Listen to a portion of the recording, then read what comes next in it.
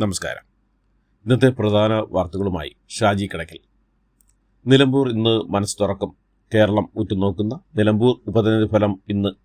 Chungathara Marthoma higher secondary school രാവിലെ 8-ന് vote എണ്ണിത്തുടങ്ങും. 8:30-ന് ആദ്യ സൂചനകൾ ലഭിക്കും. പോസ്റ്റൽ സർവീസ് വോട്ടുകളാണ് ആദ്യം എണ്ണുക. പിന്നീട് 14 ടേബിളിലായി EVM വോട്ടുകൾ എണ്ണും.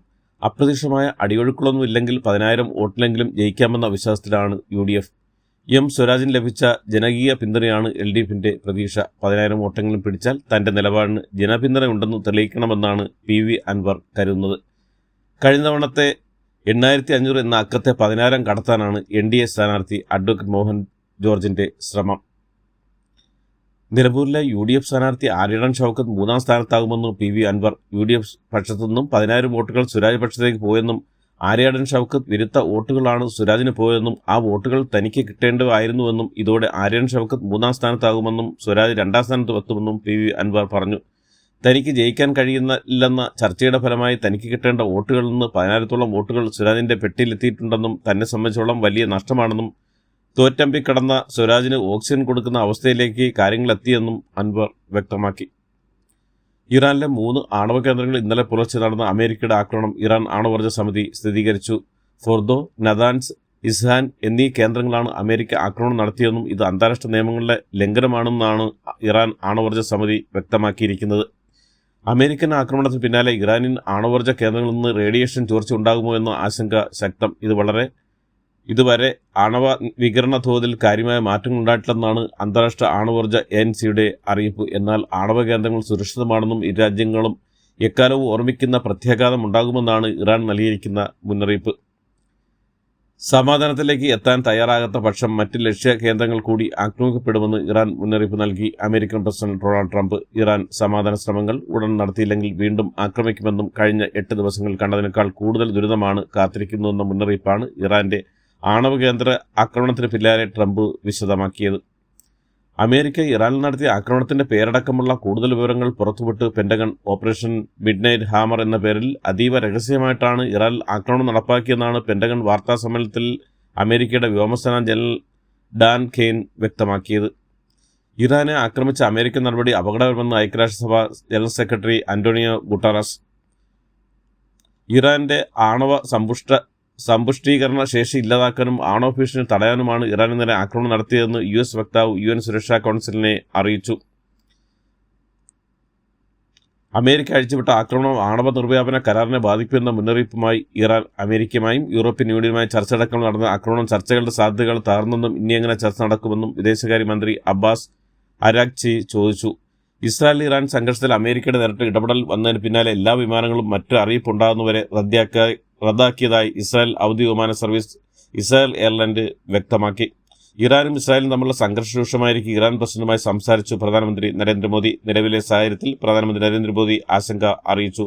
മേഖലയിൽ എത്രയും വേഗം സമാധാനം പുനഃസ്ഥാപിക്കണമെന്നും സാധാരണ നിലയിലേക്ക് മടങ്ങണമെന്നും ചർച്ചയിൽ ആവശ്യപ്പെട്ടതായി മോദി എക്സിലൂടെ അറിയിച്ചു. അമേരിക്കൻ ആക്രമണത്തിന് പിന്നാലെ ഇറാൻ വിദേശകാര്യമന്ത്രി റഷ്യയിലേക്ക്. ചർച്ചകളുടെ വഴി അമേരിക്ക തകർത്തുവെന്നും ആക്രമണം ആണവ നിർവ്യാപന കരാറിനെ ബാധിക്കുമെന്നാണ് ഇറാന്റെ മുന്നറിയിപ്പ്. CPM സംസ്ഥാന സെക്രട്ടറി MV ഗോവിന്ദന് മുഖ്യമന്ത്രി പിണറായി വിജയന്റെ താക്കീതെന്ന് റിപ്പോർട്ടുകൾ. മൈക്ക് കാണുമ്പോൾ എന്തും വിളിച്ചു പറയുന്നതും തെരഞ്ഞെടുപ്പ് കാലത്ത് ഓരോ വാക്കും സൂക്ഷിക്കണമെന്നും പിണറായി വിജയൻ പറഞ്ഞു. ഞായറാഴ്ച ചേർന്ന CPM നേതൃത്വത്തിൽ നടത്തിയ പ്രസംഗത്തിനിടെയായിരുന്നു MV ഗോവിന്ദന്റെ പേരെടുത്ത് പറയാതെയുള്ള മുഖ്യമന്ത്രിയുടെ വിമർശനം. അതേസമയം തെരഞ്ഞെടുപ്പ് ജയമോ തോൽവിയോ പ്രശ്നമല്ലെന്നും പാർട്ടി നേതാക്കൾ പ്രസ്താവനകൾ നടത്തുമ്പോൾ അതീവ ശ്രദ്ധ പുലർത്തണമെന്നും മുഖ്യമന്ത്രി നിർദ്ദേശിച്ചു. MV ഗോവിന്ദനെ വേദിയിലിരുത്തിയായിരുന്നു മുഖ്യമന്ത്രി ഇക്കാര്യങ്ങൾ പറഞ്ഞത്. ഓണക്കാല വിപണിയിലെ ഇടപെടലിന് സപ്ലൈക്ക് 100 കോടി ധനവകുപ്പ് അനുവദിച്ചു. വിലക്കയറ്റത്തിൽ കാലത്ത് വിപണി ഇടപെടൽ കാര്യക്ഷമമായി നടപ്പാക്കുന്നതിനാണ് തുക അനുവദിച്ചത്. ആശാവർക്കർമാർക്ക് 3 മാസത്തെ ഓണറേറിയം നൽകാൻ ആവശ്യമായ തുക അനുവദിച്ച സർക്കാർ. ജൂൺ മുതൽ ഓഗസ്റ്റ് വരെയുള്ള മാസങ്ങൾ ഓണറേറിയമായി നൽകേണ്ട തുകയാണ് മുൻകൂറായി അനുവദിച്ചത്. 6 മാസത്തെ തുക മുൻകൂർ അനുവദിക്കണമെന്നാണ് national health mission state mission director സർക്കാരിനോട് ആവശ്യപ്പെട്ടിരുന്നത്. അതിൽ പകുതി തുകയാണ് സർക്കാർ ഇപ്പോൾ അനുവദിച്ചിട്ടുള്ളത്. സുരേഷ് ഗോപി ചിത്രം JSKക്ക് സെൻസർ ബോർഡ് പ്രദർശനാനുമതി നിഷേധിച്ചതിൽ പ്രതികരണമായി FEFKA general secretary B Unnikrishnan. Cinema പേര് മാത്രമല്ല ജാനകി എന്ന കഥാപാത്രത്തിന്റെ പേരും മാറ്റണമെന്നും കേന്ദ്ര സെൻസർ ബോർഡ് പറഞ്ഞിട്ടുണ്ടെന്ന് ഉണ്ണികൃഷ്ണൻ പറയുന്നു. സുരേഷ് ഗോപിയുമായി സംസാരിച്ചുവെന്നും അദ്ദേഹം നേരിട്ട് ഇടപെട്ടാണെന്ന് പറഞ്ഞതെന്നും എന്നിട്ടും മാറ്റമില്ലെന്ന് പറഞ്ഞതെന്നും B ഉണ്ണികൃഷ്ണൻ പറഞ്ഞു. സുരേഷ് ഗോപി നായകനായ ജാനകി VS സ്റ്റേറ്റ് കേരള എന്ന ചിത്രത്തിന് അനുമതി നിഷേധിച്ച കേന്ദ്ര സെൻസർ ബോർഡ് നടപടിയെ പരിഹസിച്ച് മന്ത്രി V ശിവൻകുട്ടി. സെൻസർ ബോർഡോ സെൻസില്ലാത്ത ബോർഡോ എന്നാണ് കേന്ദ്ര സെൻസർ ബോർഡ് നടപടിയെ പരിഹസിച്ച് വിദ്യാഭ്യാസ മന്ത്രി ഫേസ്ബുക്കിൽ കുറിച്ചത്. കഴിഞ്ഞ ദിവസമാണ് JSK Janaki VS state of Kerala പ്രദർശന അനുമതി നിഷേധിച്ച സെൻസർ ബോർഡ് നടപടി വിവാദമാകുന്നത്. കായലോട് ആൾക്കൂട്ട അതിക്രമത്തെ തുടർന്ന് ജീവനൊടുക്കിയ യുവതിയുടെ ആൺസുഹൃത്തിനെതിരെ പോലീസ് കേസെടുക്കില്ല. യുവതിയിൽ നിന്ന് പണവും സ്വർണവും തട്ടിയെടുത്ത് ഭീഷണിപ്പെടുത്തിയെന്ന കുടുംബത്തിന്റെ പരാതിയിൽ കഴിവില്ലെന്നാണ് പോലീസിന്റെ പ്രാഥമിക നിഗമനം. കഴിഞ്ഞ 3.5 വർഷമായി സൗഹൃദമായുള്ള യുവതിയുമായി അസ്വാഭാവിക സാമ്പത്തിക ഇടപാടിൽ റഹീസ് നടത്തിയിട്ടില്ല. യുവാവിനെതിരെ റസീനയുടെ ആത്മഹത്യക്കുറിപ്പിലും പരാമർശമില്ല. മരണത്തിൽ റഹീസ് ഉത്തരവാദിയല്ലെന്നാണ് കുറിപ്പിൽ പറയുന്നത്. സാമൂഹ്യനീതി ഇല്ലാതാകുമ്പോൾ താൻ അനീതി ചൂണ്ടിക്കാട്ടുമെന്നും അതിൽ ആരും തന്നെ കുറ്റപ്പെടുത്തേണ്ടെന്നും വെള്ളാപ്പള്ളി നടേശൻ പറഞ്ഞു. ഈഴവ സമുദായത്തിന്റെ ശത്രു സമുദായങ്ങൾ തന്നെയാണെന്നും സത്യങ്ങൾ പറയുമ്പോൾ തന്നെ എന്തിന് കല്ലെറിയുന്നുവെന്നും മലപ്പുറത്ത് ഈഴവ സമുദായത്തിന് വിദ്യാഭ്യാസ സ്ഥാപനമില്ലെന്നും അക്കാര്യം ചൂണ്ടിക്കാണിച്ച തന്നെ എതിർത്തുവെന്നും അദ്ദേഹം പറഞ്ഞു. തൃശൂർ മാളയിൽ NSS സംഘടിപ്പിച്ച യോഗദിന പരിപാടിയിൽ ഭാരതാംബ ചിത്ര വിവാദം. തിരുമുക്കുളം കരയോഗത്തിൽ മന്നത്ത് പത്മനാഭനും കാവി പതാകയേന്തിയ ഭാരതാംബയും ഉൾപ്പെടുത്തി സംഘടിപ്പിച്ച പരിപാടി കരയോഗം കമ്മിറ്റികൾ തടഞ്ഞു. മണ്ണാർക്കാട് MLAയും മുസ്ലിം ലീഗ് നേതാവുമായ അഡ്വക്കേറ്റ് ഷംസുദ്ദീൻ പ്രവർത്തനങ്ങളെ പ്രശംസിച്ച് പാലക്കാട് MP VK ശ്രീകണ്ഠൻ അദ്ദേഹം മന്ത്രിയാകട്ടെ എന്നും ആശംസിച്ചു. പാലക്കാട് ജില്ലയിലെ വിദ്യാഭ്യാസ മുന്നേറ്റത്തിൽ മണ്ണാർക്കാട് മണ്ഡലം വലിയ നേട്ടമാണ് ഉണ്ടാകുന്നതെന്നും SLC ഫലമടക്കം ചൂണ്ടിക്കാട്ടി VK ശ്രീകണ്ഠൻ പറഞ്ഞു. സംവിധായകനും നടനും ബാലചന്ദ്രനുമെതിരെ സിനിമാ നടിയിൽ നൽകിയ ലൈംഗിക അതിക്രമ നടപടികൾ കോടതി അവസാനിപ്പിക്കുന്നു. ബാലചന്ദ്രൻ മേനോനെ എതിരായുള്ള ആരോപണങ്ങൾക്ക് തെളിവില്ലെന്ന് ചൂണ്ടിക്കാട്ടിയാണ് പോലീസ് അന്തിമ റിപ്പോർട്ട് സമർപ്പിച്ചതിന്റെ ഭാഗമായി പരാതിക്കാരിയായ നടിക്ക് കോടതി നോട്ടീസ് നൽകി.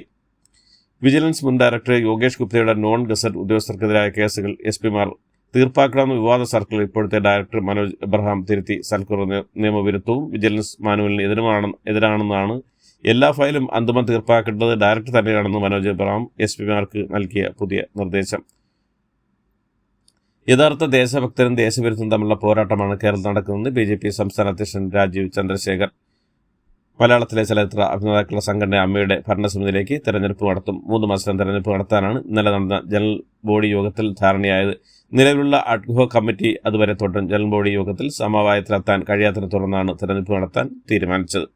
13 കൊല്ലത്തിന് ശേഷം താരാസംഘടന അമ്മയുടെ ജനറൽ ബോഡിയിൽ പങ്കെടുത്ത നടൻ ജഗദീഷ് ശ്രീകുമാർ 2012 വാഹനാപകടത്തിൽ പരിക്കേറ്റ പിന്നാലെ സിനിമാ രംഗത്ത് നിന്നും പൂർണ്ണമായി വിട്ടുനിൽക്കുകയാണ് ജഗദീഷ് ശ്രീകുമാർ. യോഗത്തിൽ ജഗദീഷ് ശ്രീകുമാറിനെ ആദരിക്കുകയും ചെയ്തു. ട്രോളിംഗ് നിരോധന കാലത്ത് അനധികൃതമായി ആഴക്കടൽ മത്സ്യബന്ധനത്തിന് ഏർപ്പെട്ട ഫൈബർ വള്ളങ്ങൾ പിടികൂടി. കന്യാകുമാരി കുളച്ചൽ സ്വദേശികളുടെ ഉടമസ്ഥയുള്ള ഷൈജു, സെന്റ് മേരി, മത്തലിന എന്നീ വള്ളങ്ങളാണ് മറൈൻ എൻഫോഴ്സ്മെന്റ് വിഭാഗം കസ്റ്റഡിയിലെടുത്തത്. ബ്രിട്ടീഷ് യുദ്ധവിമാനമായ F-35B അറ്റകുറ്റപ്പണിക്കായി ബ്രിട്ടനിൽ നിന്ന് 40 അംഗ വിദഗ്ധ സംഘം എത്തും. ഇന്ത്യൻ നാവികസേനയുമായി സംയുക്ത അഭ്യാസം പൂർത്തിയാക്കിയ UKയുടെ HMS Prince of Wales carrier strike ഗ്രൂപ്പിന്റെ ഭാഗമായിരുന്ന വിമാനമാണ് ഇന്ധനം തീർന്നതിനെ തുടർന്ന് തിരുവനന്തപുരത്ത് അടിയന്തരമായി ഇറക്കിയത്. വിദഗ്ധ എഞ്ചിനീയർമാരുടെ സംഘമാണ് അറ്റകുറ്റപ്പണിക്കായി ബ്രിട്ടനിൽ നിന്ന് എത്തുക എന്നാണ് റിപ്പോർട്ടുകൾ. സിനിമകളുടെ ചിത്രീകരണത്തിന് ലഹരി ഉപയോഗിക്കില്ലെന്ന് സത്യവാങ്മൂലം സിനിമാ പ്രവർത്തകരിൽ നിന്ന് എഴുതി വാങ്ങാനുള്ള നിർമ്മാതാക്കളുടെ സംഘടനയുടെ തീരുമാനത്തിൽ പ്രതികരണവുമായി ടൊവിനോ തോമസ്. മികച്ച തീരുമാനമാണ് ഇതെന്നും ഉറപ്പായും അംഗീകരിക്കുമെന്നും ടൊവിനോ പറഞ്ഞു. ലൊക്കേഷൻ എന്നല്ല, ഒരിടത്തും ലഹരി ഉപയോഗിക്കരുതെന്നും അദ്ദേഹം പറഞ്ഞു. ഇതോടുകൂടി ഇന്നത്തെ വാർത്തകൾ അവസാനിക്കുന്നു. എല്ലാവർക്കും നന്ദി, നമസ്കാരം.